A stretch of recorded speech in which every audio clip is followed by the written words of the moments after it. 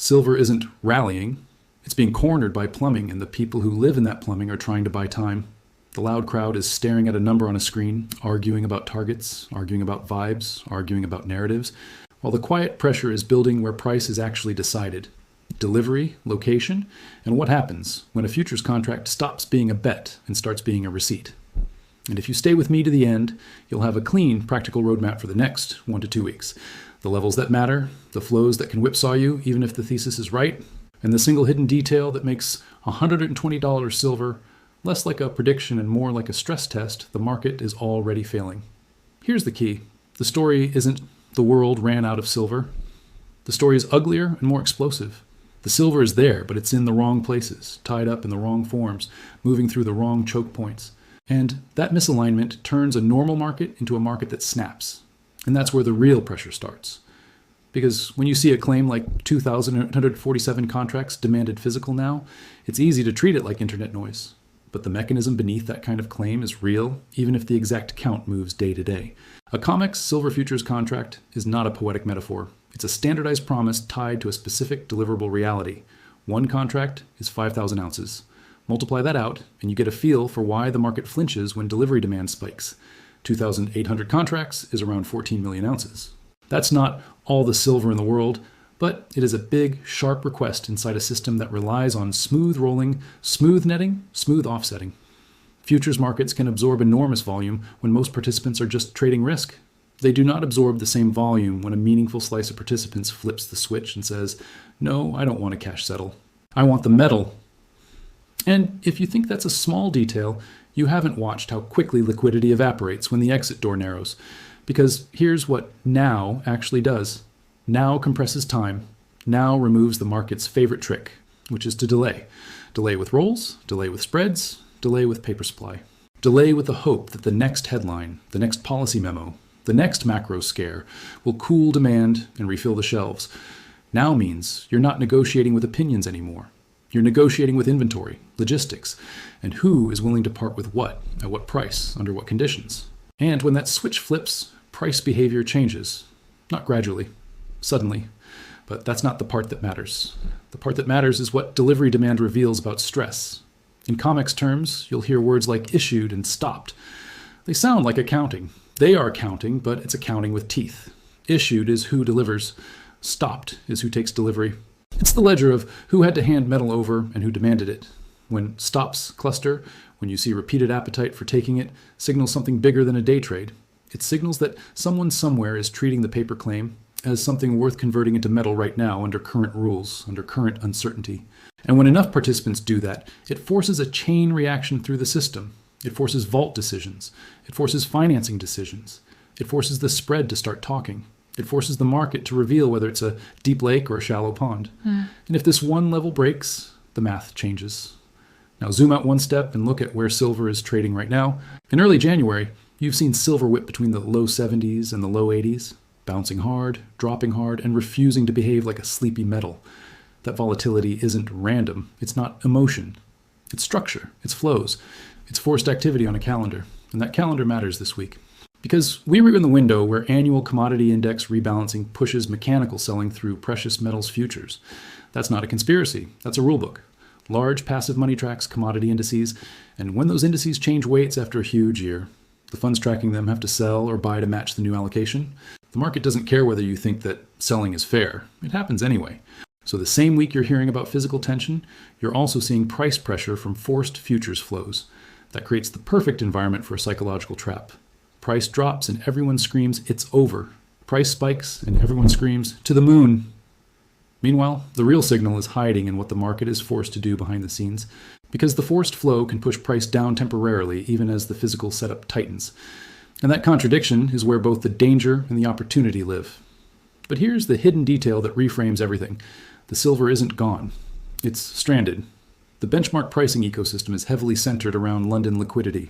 But a meaningful chunk of physical silver has been pulled into U.S. vaults and U.S. systems influenced by policy uncertainty tariff concerns and the kind of just-in-case behavior that big institutions adopt when they can confidently model future rules. When metal shifts location like that, you can end up with a world where the global total looks adequate, yet the local deliverable supply at the pricing hub is tight. And when the hub is tight, the market doesn't clear smoothly. It clears violently. That's why you can see the spot price print, something that looks calm one moment, and then see stress leak through spreads, premiums, and the behavior of who is willing to lend metal versus who insists on holding it. This is what people mean, in a finance literate way, when they say paper versus physical, not that paper is fake, not that the system is a cartoon, but that paper markets assume optionality. Assume rolling, assume netting, assume most claims will never become truckloads. Physical markets don't care about assumptions. Physical markets care about what is where, right now, and how fast you can move it. And the next detail is what flips the whole setup. Because when you hear COMEX inventories, most people make one mistake that ruins their judgment. They look at the total ounces reported in warehouses and assume that S the supply available to satisfy stress. It isn't. There are categories. There are designations. There's metal that is simply stored versus metal that is registered to be deliverable against a futures contract. There is metal that is owned by someone who has no reason to sell at today S price. There's metal that is pledged, financed, earmarked, or effectively spoken for. There is metal that exists on a balance sheet, but is not floating in the market the way traders imagine. So yes, you can have a big warehouse number and still have a thin float. And float is what matters in a squeeze-like environment. Float is what matters when now becomes the demand. Float is what matters when spreads start screaming, and it's float, not totals, that sets the stage for outsized moves. Now stack proof. Don't believe one argument, believe a stack. First proof point, the location story. If the market were truly comfortable, you wouldn't be hearing serious institutional commentary about silver being in the wrong places.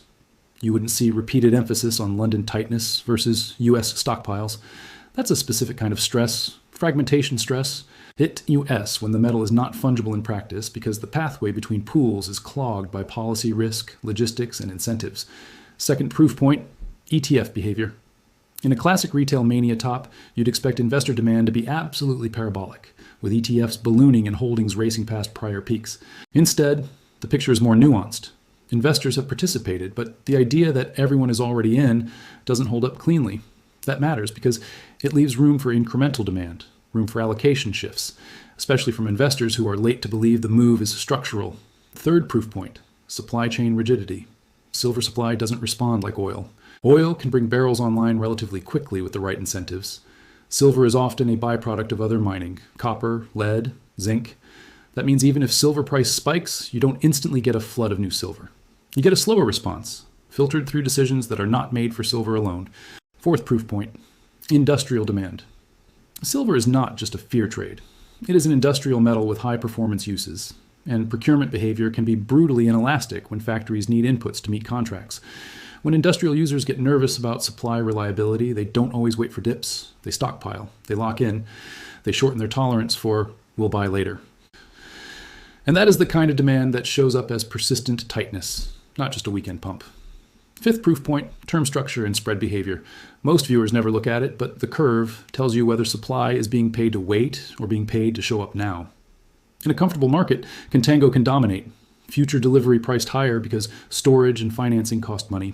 In a stressed physical environment, backwardation can appear. Near-term delivery becomes more expensive because immediate availability is scarce or highly valued. Even when you can't quote an exact spread on a given day, you can watch the behavior. Do front months keep catching bids? Do tightness signals persist despite pullbacks? Do roll costs change? Does the market feel like it's paying a premium for immediacy? When that pattern persists, it's a tell. It's not a guarantee, but it's a tell. And the market hates tells because tells invite reflexivity. Now insert the why now trigger, because this is where most people get shaken out. The annual commodity index rebalance window is a scheduled storm. You can almost set your watch by the way the market behaves. Mechanical selling hits into a liquidity environment that can be thinner than people realize, especially if participants step back to avoid being run over. That forced selling can create sharp corrections that have nothing to do with fundamentals. It's just positioning and rules. And that sets up a classic two-act play. Act 1, dip, panic, headline pile-on, it's over. Act 2, rebound. Because the selling was finite while the underlying physical and positioning constraints remain. The danger is that people treat Act 1 as information instead of flow. They mistake a calendar-driven dump for a fundamental reversal. And that's exactly how the market steals your conviction. It doesn't have to change the thesis, it just has to change your emotions. But that's where the real pressure starts, inside you. Because volatility is not just price movement, Volatility is a weapon. It's used to transfer exposure from weak hands to strong hands. It's used to manufacture certainty at the wrong moments. And the market has a playbook. It front runs you with excitement, then punishes you with a rug pull, then rewards your capitulation by reversing. That's not personal. That's the structure of leveraged markets.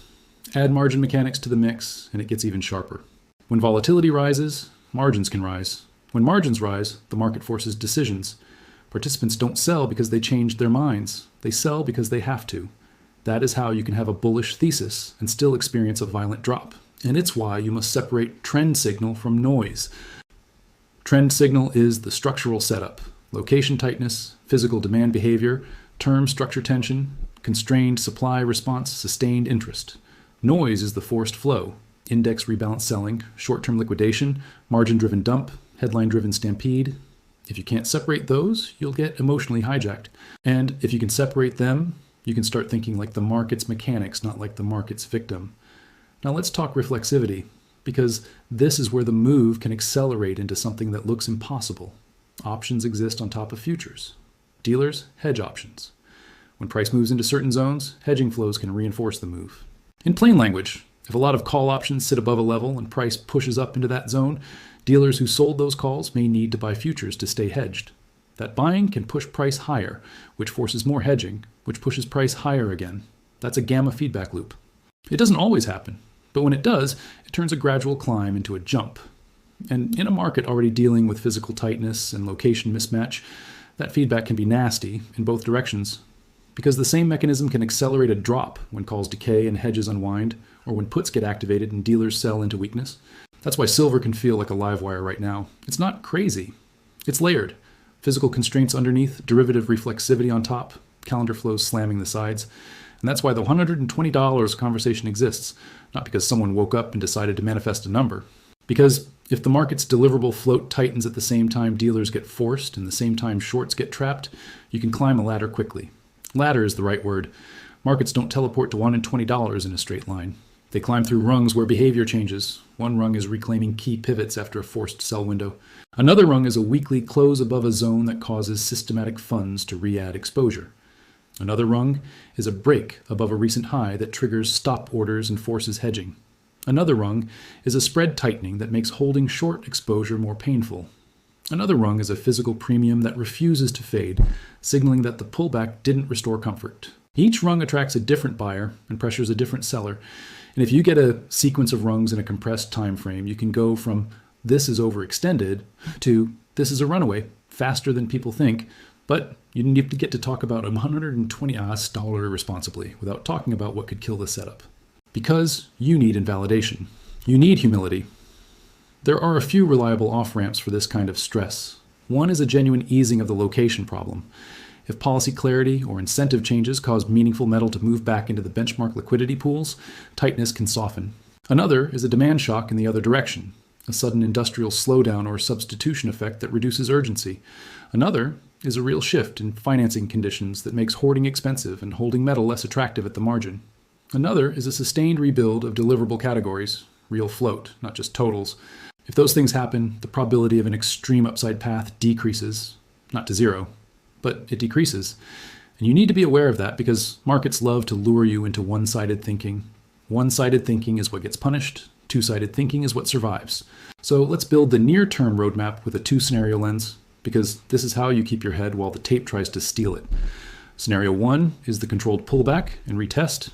In this scenario, the index rebalance selling and related mechanical flows keep pressure on futures in the near term. Price can dip, it can probe support, it can scare people, but it holds a key zone, and then it starts reclaiming levels as the forced selling ends. In the current tape, that means watching whether the mid-70s zone behaves like a floor and whether dips get absorbed rather than accelerating. You're watching for the market to stop making lower lows on impulse. You're watching for rebounds to start holding instead of fading immediately. You're watching for volatility to cool without price collapsing. That would be a healthy retest. A controlled pullback is not bearish if it's followed by reclaiming pivots. It can be the base that sets up the next leg. But the confirmation in this scenario is not, I feel bullish. The confirmation is behavior. Price stops bleeding on bad news, rebounds carry farther, and key levels get reclaimed on a closing basis, not just intraday spikes. The invalidation in this scenario is simple. A decisive breakdown below the deeper support zone that suggests the market is not just clearing flows, but repricing the whole structure. If silver can't hold that deeper floor and starts closing below it, then the stress is being relieved through price collapse instead of through time and absorption. That changes the setup. It doesn't necessarily end the long-term bull narrative, but it changes the near-term roadmap. Scenario 2 is the continuation, squeeze, and gap risk scenario. In this scenario, the forced selling ends and immediately the market runs into the reality that physical tightness didn't go away. Spreads tighten, front-month bids show up, dealers get leaned on as price pushes into higher zones, shorts feel heat, covering begins, and the market moves in steps, hard steps. This scenario is marked by sharp up days, overnight gaps, and a refusal to give back gains. You'll know you're in it when pullbacks become shallow and quick, and when attempts to smash price get bought aggressively. You will also know you're in it when the market stops, respecting the neat little lines everyone draws and starts jumping between zones. This is the environment where people get emotionally destroyed because it punishes hesitation on the way up and punishes chasing at the wrong moment. That's why you need a plan before the fireworks, not during them. And the next detail is what flips the whole setup into a watch list you can actually use. Here are the tells to monitor over the next 1 to 2 weeks without getting hypnotized by noise. First, watch the calendar. The rebalancing window matters because it creates unnatural flow. If you see heavy selling early in the window followed by stabilization and reclaiming pivots toward the end, that's a classic sign the market absorbed the forced supply. Second, watch how silver behaves relative to gold and to the dollar, not because silver must follow them, but because divergences are informative. If silver holds up, even as the dollar strengthens or risk assets wobble, that suggests something structural is supporting it. Third, watch the feel of the front end of the curve. You don't need to be an expert in curve charts to notice when immediacy is being paid for. If near-term contracts keep acting bid, if the market feels like it's rewarding now versus later, that supports the tightness narrative. Fourth, watch physical proxies, not hype. Behavior. Do retail premiums stay elevated?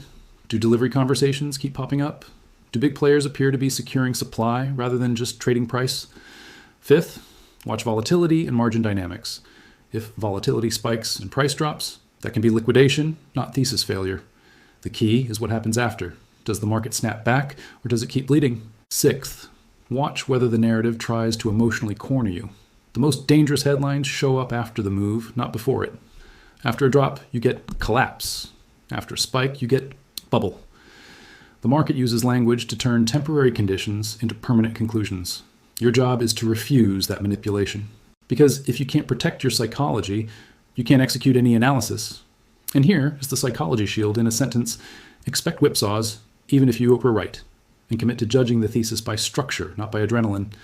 That means you define your time horizon, you define your invalidation, you define what you're watching, then you let price do what it does. If you don't do that, volatility will do it for you, and it will do it at the worst moments. Now let's address the big number, $120, in a way that doesn't turn into theater. The reason $120 is on the table in conversations like this isn't to say that someone found a secret prophecy. It's that silver's sensitivity to demand changes appears to have increased under fragmentation. When the market is fragmented, each incremental ounce demanded in the wrong place can move price more than it would in a smoothly connected global pool. That's why the same amount of demand can produce bigger swings than it used to. That's why the market can feel like it's walking on glass. If metal is stuck, if liquidity at the benchmark hub is tight, if policy risk keeps flows misaligned, the system has less shock absorption, so price becomes the shock absorber. And if the market has to use price to ration demand in the short term, the rationing price can be much higher than what feels reasonable. That's not hype. That's how markets clear under constraint. But you still need a pathway, a plausible ladder. So think in zones, not in one jump. If silver is oscillating in the 70s and 80s right now, then the first fight is reclaiming the upper end of that range after forced selling fades. A clean pushback through the upper 70s and into the low 80s with a hold shifts psychology. A break and hold above the recent swing highs shifts positioning. Above that, you start attracting the next cohort, trend followers, systematic funds, and hedgers who need to reduce exposure to a metal that is accelerating. Then the market starts targeting round numbers, not because round numbers are magical, but because they cluster orders. 90 becomes a magnet. 100 becomes a magnet. And if 100 is taken decisively, the next magnet is not a little higher. The next magnet is where stress breaks participants. That's where you can see overshoots, air pockets, and vertical candles that make people say, this can't be real. That's what squeeze-like structure looks like. But remember, the price can also whip around violently on the way up. In fact, it almost has to. Because volatility is how the market shakes off passengers. That's why anyone selling you a smooth ride is not selling analysis. They're selling comfort. This is not a comfort trade. This is a structure trade. And structure trades demand respect. So here is the practical risk framing. Your thesis can be right and your timing can be wrong. Your thesis can be right and price can still dump because margins force liquidation. Your thesis can be right and you can still get chopped to pieces if you chase every move. That is why you need levels and conditions, not just beliefs. In the near term, treat the mid-70s zone as a key area of support behavior.